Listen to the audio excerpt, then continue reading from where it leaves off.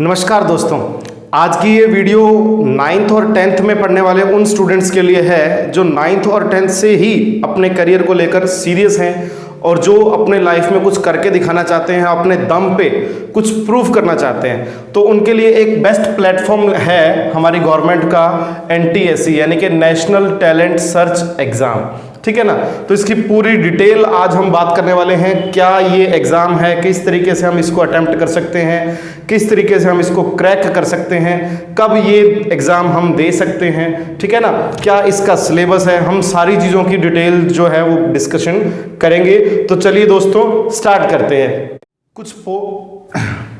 कुछ important points मैंने यहाँ आपके सामने पहले से लिख के रखे हैं, हमें इन पॉइंट्स के ऊपर डिस्कशन करना है। तो फर्स्ट पॉइंट आया हमारा पेपर का पैटर्न। पेपर जो पैटर्न है वो दो एग्जाम होंगे दोस्तों, दो तरीके का एग्जाम होगा। फर्स्ट होगा आपका मैट यानी कि मेंटल एबिलिटी टेस्ट, दूसरा होगा स्कोलास्टिक एबिलिटी टेस्ट यानी कि सेट। अब ये होते क्या है? मेंटल एबिलिटी टेस्ट में आपकी रीजनिंग वगैरह की जो एग्जाम है, ठीक है ना, वो होंगे, जैसे ब्लड रिलेशन है या पजल्स हैं, उस तरीके के जो क्वेश्चंस होंगे वो आपके मेंटल एबिलिटी टेस्ट के अंदर होंगे। दूसरा जो है स्कोलास्टिक एबिलिटी टेस्ट जो सेट है, इसके अंदर आपके 3 सब्जेक्ट आते हैं, मैथ्स आती है, साइंस आती है, ठीक है, और SST आती है यानी कि सोशल स्टडीज़ आती हैं, ठीक है, सोशल साइंस आती है। ये 3 सब्जेक्ट आपके आते हैं। अब ये तीनों सब्जेक्ट का क्या सिलेबस है, किस तरीके से इनका एग्ज़ाम आएगा और रीजनिंग के किस तरीके के एग्ज़ाम आ सकते हैं, ये सारी की सारी जो डिटेल्स हैं आपको मैं डेली, आज से हम इसका सेशन स्टार्ट करने वाले हैं NTSE का, नेशनल टैलेंट सर्च एग्जामिनेशन का। डेली आपको गाइडेंस की वीडियोस डालता रहूँगा मैं और डेली इसके सिलेबस पे भी वर्क करेंगे हम, यानी कि डेली आपको ट्यूटोरियल्स, इसकी जो वीडियो है, एजुकेशन वीडियो है, वो आपको मैं डेली प्रोवाइड करूँगा। तो जो लोग सीरियस हैं वो आज से अपना एक टारगेट बना लें कि हमें ये क्रैक करना है। इसके फ़ायदे क्या हैं वो हम बात करते हैं। बेनिफिट्स क्या हैं NTSE एग्ज़ाम के, यानी कि अगर आप NTSE एग्ज़ाम देते हो, अपीयर होते हो इस एग्ज़ाम में, तो आपका क्या फ़ायदा है। तो देखिए, जब तक आप स्टडी करोगे तो भारत की जो सरकार है, इंडियन गवर्नमेंट जो है, वो अगर आप PhD तक भी करते हो तो भी आपकी जो टोटल स्कॉलरशिप है वो इंडियन गवर्नमेंट देती है। अगर आप ये 2 एग्ज़ाम क्लियर करते हो, इसके अंदर आपके पास मैथ आएगी, साइंस आएगी और SST आएगी यानी कि सोशल साइंस आएगी, प्लस मैट यानी कि रीजनिंग वगैरह के पजल्स वगैरह जो क्वेश्चन हैं वो आएंगे। देखिए, मैट के अंदर 100 क्वेश्चन होते हैं, 100 क्वेश्चन इसके होंगे और 100 क्वेश्चन ही इसके होंगे, मैट के भी और सेट के भी, ठीक है ना, दोनों के 100 क्वेश्चन होंगे। और इसके लिए भी 120 मिनट्स मिलेंगे आपको और इसके लिए भी 120 मिनट्स मिलेंगे, यानी कि टोटल 240 मिनट्स का जो आपका टाइमिंग रहेगा क्वेश्चन पेपर का। इसके अंदर क्या क्या सिलेबस है, देखिए, मैथ, साइंस और SST के लिए सिर्फ 9th और 10th का जो सिलेबस है वो डाला गया है, यानी कि मैथ्स जो है वो 9-10th की, साइंस भी जो है वो 9-10th की और सोशल साइंस जो है वो भी क्या 9-10th की, यानी कि 9th और 10th में जितना आपने सिलेबस पढ़ा है या आप पढ़ने वाले हैं, तो सारे का सारा सिलेबस जो है वो आपको प्रिपेयर करना पड़ता है नेशनल टैलेंट सर्च एग्जामिनेशन के लिए, ठीक है। ये इसके बेनिफिट्स हैं। आपकी पूरी की पूरी जो स्टडी है, पूरी की पूरी जो एजुकेशन है, उसके लिए गवर्नमेंट जो है वो आपको स्कॉलरशिप देती है। 11th 12th क्लास के लिए आपको 1250 रुपये पर मंथ देगी, ठीक है, गवर्नमेंट। और UG के लिए या PG के लिए यानी कि अंडर ग्रेजुएशन या पोस्ट ग्रेजुएशन के लिए आपको 2000 रुपीज़ पर मंथ देगी गवर्नमेंट, ठीक है। उसके बाद PhD के लिए जो हमारी UGC नॉर्म्स होती हैं उनके अकॉर्डिंग आपको स्कॉलरशिप मिलने वाली है, यानी कि ये इनके बारे में आपको सोचने की ज़रूरत नहीं है। अगर आपको ये स्कॉलरशिप कम भी लग रही है, यानी कि आपको लग रहा है कि हमारा खर्चा ज़्यादा होगा और हमारी स्कॉलरशिप कम है, देखो, एक बार अगर आप national talent search examination clear करते हो, क्रैक करते हो, तो आपकी एक इमेज बनेगी। आपके आसपास के जो स्कूल्स हैं, अच्छे रेपुटेशन वाले जो स्कूल हैं, जो जिनकी इमेज काफ़ी अच्छी है, जिनमें आप कभी पढ़ना चाहते हो, जिनमें आप एडमिशन लेना चाहते हो, उनके खुद के आपके पास फ़ोन आते हैं, वो आपको एक इनवाइट करते हैं कि आप हमारे स्कूल में पढ़ेंगे, फिर वो अपने बेस पे भी आपको स्कॉलरशिप देते हैं। तो नेशनल टैलेंट सर्च एग्जामिनेशन कोई छोटा मोटा एग्ज़ाम नहीं है। हर साल लगभग 30 लाख बच्चे 30 लाख स्टूडेंट इस एग्जाम को प्रिपेयर करते हैं, इस एग्जाम के लिए फाइट करते हैं, लेकिन सिर्फ और सिर्फ 1000 लोग ही इसको क्लियर करते हैं। यानी कि हर साल 1000 जो स्टूडेंट हैं वो सिलेक्ट होते हैं, इससे ज़्यादा सिलेक्ट नहीं होते। ध्यान रखना है, जो लोग 10th क्लास के अंदर इस साल हुए हैं, यानी कि अभी जो अप्रैल में 10th क्लास जिन्होंने स्टार्ट की है, उनके लिए ये एग्ज़ाम है। 9th क्लास वाले बच्चों के लिए ये एग्ज़ाम नहीं है। लेकिन यहाँ मैंने 9th क्लास क्यों लिखा?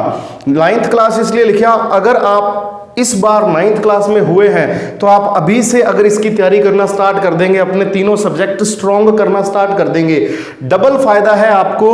अगर आपने 9th और 10th में अगर आपने ये 3 सब्जेक्ट स्ट्रॉन्ग कर लिए, आपका एनटीएससी में सिलेक्शन हो या ना हो, तो श्योर बात है 10th बोर्ड में आपके एग्जाम में मार्क्स जो है वो फैबुलस आएंगे, बहुत अच्छे मार्क्स आपके आएंगे। क्यों?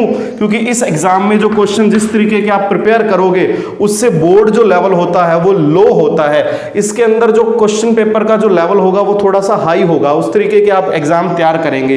और ये सारी की सारी जो प्रिपरेशन है उसके लिए मैं आपके साथ हूं। डेली मैथ्स की वीडियोस आपके साथ लेके आया करूंगा। इस चैनल की प्लेलिस्ट के अंदर एक नई प्लेलिस्ट आज से मैं जोड़ने वाला हूं, ऐड करने वाला हूं एनटीएससी के लिए। तो लगातार आप उसके अंदर वीडियोस देख सकते हो। उसके अंदर अच्छे अच्छे लेवल के जो क्वेश्चन है वो मैथ्स से के मैं आपके सामने लेके आऊंगा। अब ये जो आपका एग्जाम है वो 2 स्टेज का होता है, फर्स्ट स्टेज और सेकंड स्टेज। ये तो आपकी स्टेट लेवल है, ठीक है ना। जो आप एग्जाम ये एनटीएससी का फॉर्म फिल करोगे ऑनलाइन, वो पहले स्टेट लेवल पे होगा। फिर अगर आप स्टेट लेवल पे क्वालिफाई करते हो, अगर आप स्टेट लेवल पे के बच्चों को बाकी को पीछे छोड़ के आगे निकलते हो, तब आपका नेशनल लेवल पे सिलेक्शन होगा। फिर आप नेशनल लेवल एग्जाम के लिए फाइट करोगे। एक सबसे इंपॉर्टेंट बात बताऊं आपको, ये सारा का सारा जो एग्जाम है ये ऑब्जेक्टिव टाइप एग्जाम है, यानी कि एमसीक्यू है सारे के सारे, ठीक है ना। डिटेल में आंसर कोई नहीं देने हैं आपको। हर क्वेश्चन के लिए 4 ऑप्शन 3 ऑप्शन दिए होंगे, उसका आपको आंसर देना है। और साथ ही साथ जो बड़ा इसका फायदा है, नेगेटिव मार्किंग नहीं है, नेगेटिव मार्किंग नहीं है, ये ध्यान रखना है। आपका आंसर गलत है तो आपके मार्क्स नहीं कटेंगे, नेगेटिव मार्क्स नहीं। अगर आपने गलत आंसर अटेम्प्ट किया तो उसके आपको मार्क्स नहीं मिलेंगे, लेकिन कटेंगे भी नहीं। नेगेटिव मार्किंग में क्या होता है कि आपके मार्क्स कट जाते हैं, यहाँ आपके पास कोई नेगेटिव मार्किंग नहीं है। तो स्टेजेस की हमने बात कर ली। 2 स्टेज पे ये एग्जाम होता है, पहले स्टेट लेवल पे फिर नेशनल लेवल पे। स्टेट लेवल क्वालिफाई करोगे तब जाके नेशनल लेवल पे आपका जो है वो एग्जाम होगा। फिर टाइमिंग, ये कब होता है एग्जाम, कब इसके फॉर्म निकलते हैं, इस चीज का आंसर मैं आपको देने वाला हूं।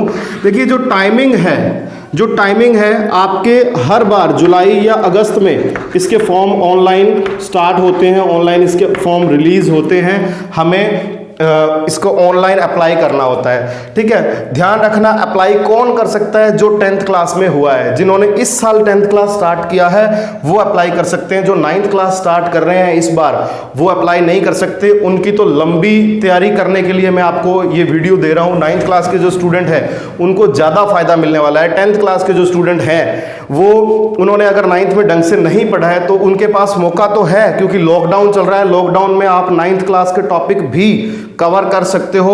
और उस टॉपिक जो कवर करवाने वाले हैं वो मैथ्स के लेक्चर आपको डेली मैं प्रोवाइड कराऊंगा इस एनटीएससी सीरीज के अंदर। आज हम एनटीएससी जो सीरीज है आज से स्टार्ट करने वाले हैं। तो जुलाई अगस्त के अंदर आपके फॉर्म आएंगे दोस्तों, ठीक है। जुलाई अगस्त के अंदर आपको फॉर्म अप्लाई करना है। लगभग नवंबर के मंथ में ये स्टेट लेवल का एग्जाम होता है। नवंबर मंथ में यानी कि दिवाली क्रॉस होते ही स्टेट लेवल का एग्जाम होता है। फिर आपका स्टेट लेवल का रिजल्ट आता है। अगर आपने वो क्वालिफाई किया फिर आपके नेशनल लेवल के लिए जो है वो डेट्स वगैरह आती हैं। ध्यान रखना 10th क्लास के बोर्ड एग्जाम में और नेशनल लेवल का जो एनटीएससी का एग्जाम है उनकी डेट्स में डिफरेंस होता है। कई बार दिमाग में ये आपके ये रहता है कि अगर हम 10th बोर्ड की तैयारी करेंगे तो इसकी तैयारी कब करेंगे।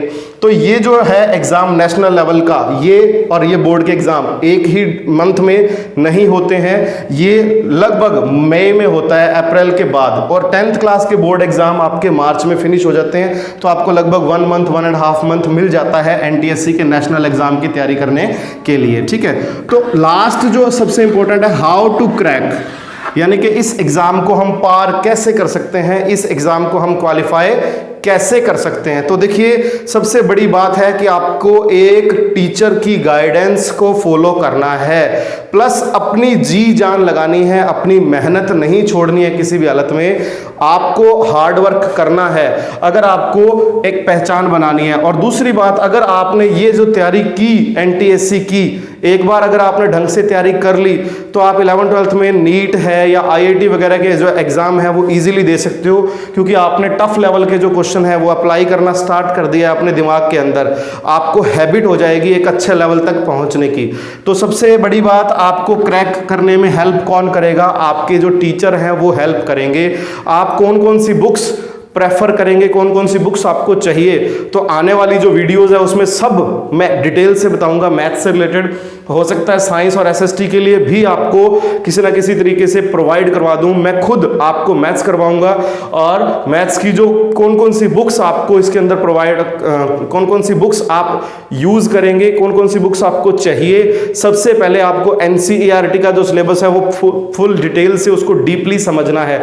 तो एनसीईआरटी की सीरीज मैंने ऑलरेडी स्टार्ट कर दिया है, हमने 3 यूनिट कंप्लीट कर दिए हैं। 8th यूनिट यानी कि हमारी ट्रिग्नोमेट्री की जो है वो चल रही है। जिन लोगों ने एनसीईआरटी सीरीज नहीं देखी है, जो लोग वो देखना चाहते हैं तो नीचे लिंक मिल जाएगा आपको डिस्क्रिप्शन में, आप वहां से देख सकते हो।